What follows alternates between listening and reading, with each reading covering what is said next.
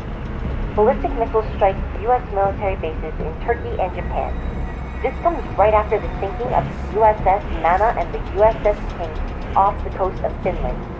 U.S. officials have threatened Russia with their own nukes and mutually assured destruction if any more nuclear devices are used. This escalation came only just a year after the ceasefire called by Nato and Russia, in what many are calling the Third World War. USS forces are expected to mobilize in an hour, with Canadian forces.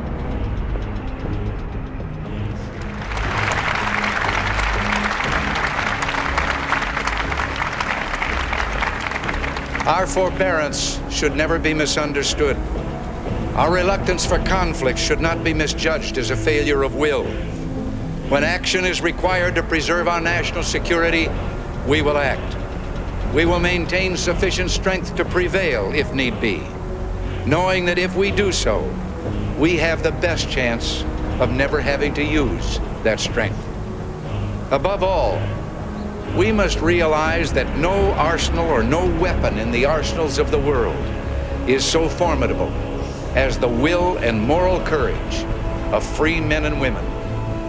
It is a weapon our adversaries in today's world do not have. It is a weapon that we as Americans do have. Let that be understood.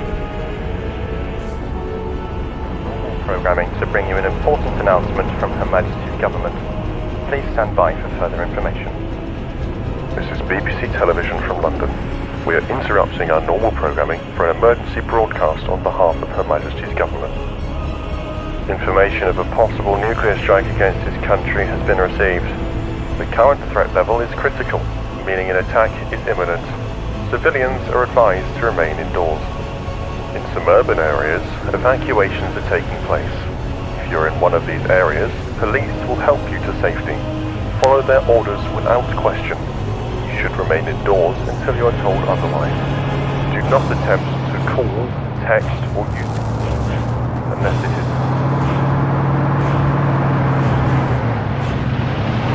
Retaliate. I mean, we have the opportunity and we have the capability to take them out right now. But we have Congress sitting there twiddling their thumbs, doing absolutely nothing. This is an issue that must be addressed. We can't keep letting the Soviets get away with stuff like this.